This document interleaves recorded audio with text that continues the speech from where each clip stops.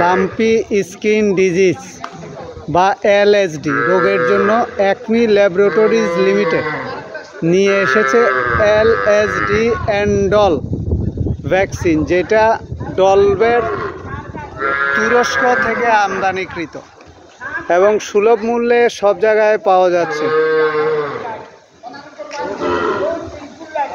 LSD বা lumpy skin disease রোগের vaccine LSD এন্ডল।